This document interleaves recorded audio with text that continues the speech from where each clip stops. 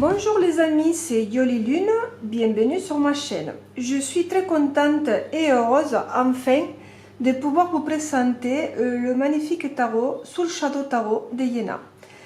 Si vous me suivez, sûrement vous êtes au courant de toutes les péripéties que ça m'est arrivé avec mon ancien. Et c'est vrai que bon, j'ai pu le restaurer très bien, mais malgré ça, j'étais, je veux dire, impatiente d'avoir un nouveau pour l'avoir pour toujours. Donc cette fois-ci, Yéna, j'ai eu la chance qu'elle a pu le rééditer, le refaire, et je sais qu'elle en a fait quelques-uns. Et j'étais heureuse de savoir que j'ai réussi à l'en acheter parce que je sais qu'ils sont partis très vite. Et du coup, je l'en ai acheté deux pour les avoir pour toujours. Alors, s'il vous plaît, donc si vous voyez la vidéo, ne venez pas me dire que si j'en vends un parce que je ne les ai pas achetés pour les vendre, je les ai achetés pour moi. Donc je vous les montre parce que ça me fait plaisir. Et voilà, donc ils ne sont pas en vente, ils sont pour moi. Hein, parce que comme avec l'ancien, ce qui m'est arrivé, qu'il a été inondé, donc cette fois-ci, je préfère en acheter deux pour être tranquille. Si possible, il m'arrive quelque chose, on ne sait jamais, j'aurai un nouveau au cas où. Voilà, donc on va mettre celui-là de côté et je viens vous montrer celui-là. Alors c'est un tarot que j'ai acheté à 59 € plus les frais. Alors je sais qu'il y en a plus disponible, donc vous pourrez le trouver sûrement d'occasion si vous arrivez. Parce que moi j'ai fait des pieds et des mains pour les trouver et j'ai pas trouvé. Et heureusement pour moi que Yéna il a mis quelques-uns en vente et j'ai réussi à en acheter. Bon. Voilà, donc il est arrivé dans un petit papier marron très beau avec un petit nœud qui a marqué Yéna sur le papier. Je vais voir si je trouve la photo et je vais essayer de vous la mettre là. Donc voilà, il arrive comme ça dans une boîte noire mat rigide avec ici le dessin de dos des cartes, 78 cartes et le livret explicatif Soul Shadow Tarot 2019. Allez, on va l'ouvrir. Donc c'est une boîte, on la ouvre comme ça. Ici, vous avez le petit livret que je vais vous montrer après. On va le mettre de côté.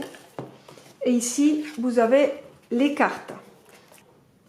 La tranche est noire, mat, très jolie, j'aime beaucoup. Voici le dos. Alors c'est mat, mais quand on touche, ça fait satiner, ça glisse très bien. C'est un très doux toucher, un toucher doux, comme on dit. Et voilà, ça c'est son image de dos des cartes. Il est pareil que l'ancien. C'est de très bonne qualité, j'aime bien. Et voici les cartes. Donc il n'y a pas de marge. L'image, il prend toute la carte. Vous avez ici le numéro et le nom de la carte.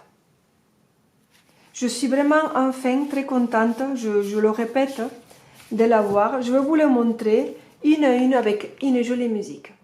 On y va.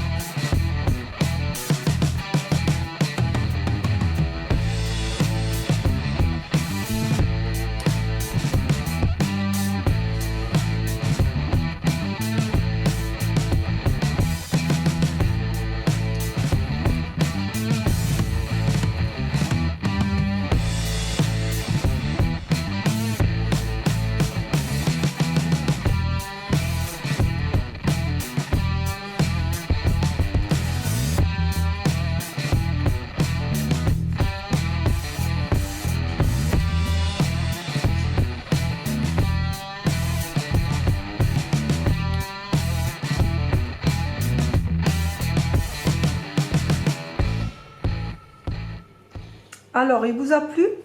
Alors, c'est un tarot, comme vous avez vu, qui se base sur le Rider-Waite. Et il y a des personnages, des dessins animés, des films, des séries, des personnages réels. Moi, j'ai beaucoup aimé. Et c'est vrai que le fait que l'autre, je l'avais perdu et que j'ai essayé de le restaurer comme je puis, j'avais fait une obsession pour l'avoir. Et bon, finalement, les choses, ils ont été bien faites. J'ai réussi à l'avoir et je suis vraiment très contente. C'est pour ça que j'en ai acheté deux. Vous me direz ce que vous pensez, si vous aimez. Moi, j'ai un amour particulier pour ces tarots. Hein. Des fois, les choses, ça ne s'explique pas. Voilà, je vais vous montrer maintenant le petit livret. Donc, il est comme ça. Alors, il y a combien de pages? Ici, il y a... c'est pas marqué. Non, c'est pas marqué les pages. Mais c'est pas grave. Alors, voilà, on commence comme ça. L'introduction, qu'est-ce qu'elle nous a marqué ici? Mon expérience du tarot a commencé il y a de ça une vingtaine d'années. Alors adolescente, ma mère gardait un tarot de Marseille dans sa chambre que j'ai dérobé parfois en cachette pour pouvoir m'amuser à observer ces cartes que j'ai trouvées fascinantes. Elle m'a par la suite offert mon jeu personnel, m'expliquant l'importance de manipuler ces cartes et en apportant son énergie propre, en se connectant à elles.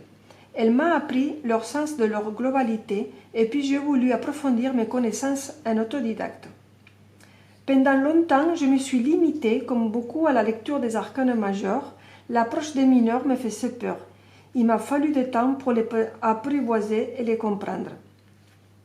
Je me suis donc approprié le sens des cartes au fur et à mesure des tirages, sans vraiment connaître leurs histoires, leurs valeurs intrinsèques ni leur signification. J'ai listé les sensations qu'elles m'évoquaient.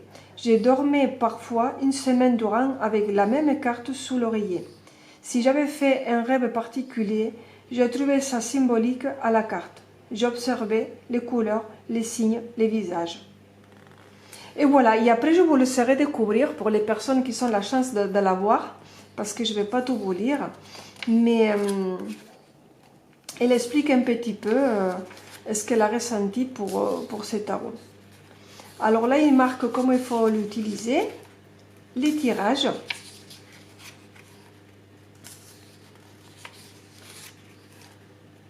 Tirage à une carte, tirage 3 cartes, tirage en croix,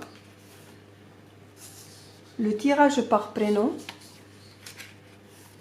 les conseils.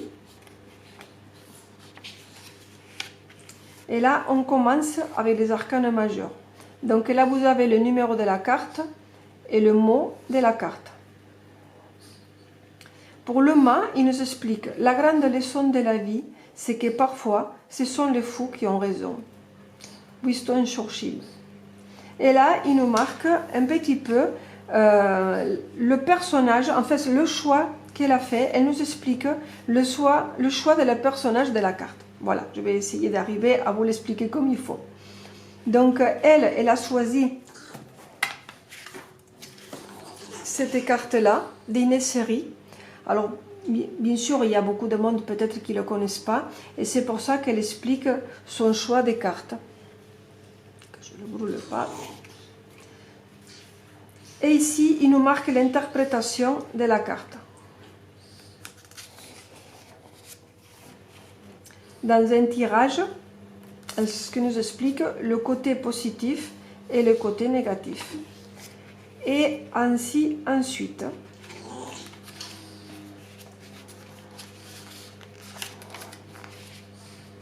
Et c'est fini. Voilà, mais c'est un tarot, comme je vous répète, ça ne s'expliquait pas. J'ai quelque chose qu'il fallait que je l'ai. Et c'est vrai que quand le mien il a été inondé, j'étais vraiment malheureuse. Et c'est vrai que là, voilà, j'exprime, comment dire, ma gratitude à Yéna pour l'avoir réédité et que j'ai eu la chance d'en avoir le jeu, quoi. Alors, je ne sais pas si vous voulez que je vous lise une carte. Alors, on va prendre une au hasard. et on va la lire. 8 de bâton. Alors, qu'est-ce qu'elle veut nous dire, le 8 de bâton? Alors, je le cherche dans le livre. Voici le 8 de bâton. Ce personnage, c'est Arya Stark, et elle joue dans une série qui est très connue, qui s'appelle Game of Thrones. Alors, il y a des personnes qui l'ont vu, d'autres pas, mais je vous explique ce qu'elle a marqué. 8 de bâton. Moi, je veux devenir ce que j'aurais dû être. Boba. Et il nous explique. Il est temps de montrer au monde qui vous êtes vraiment. Comme Arya Stark, le 8 de bâton contient cette notion de révélation imminente et de rapidité d'exécution. N'oubliez pas que son épée baptisée aiguille. Le 8 de bâton fait souvent référence à un choix à prendre en urgence, un déplacement, un voyage. En gros, une opportunité qu'on se doit de saisir vite au risque de l'avoir filée entre nos doigts. Attention toutefois à ne pas confondre vitesse et précipitation. C'est là toute la subtilité de cette lame. En aspect positif, il nous marque voyage, opportunité, changement rapide, réactivité, adaptation, agilité. En position négative, brusquerie, décision erronée, demi-tour, impulsivité et précipitation. Voilà les amis, mais écoutez, je vous ai montré ces tarots. J'espère que vous serez contents que je puisse vous le présenter et je remercie encore Yéna pour ce magnifique tarot. Je vous embrasse et je vous dis à bientôt.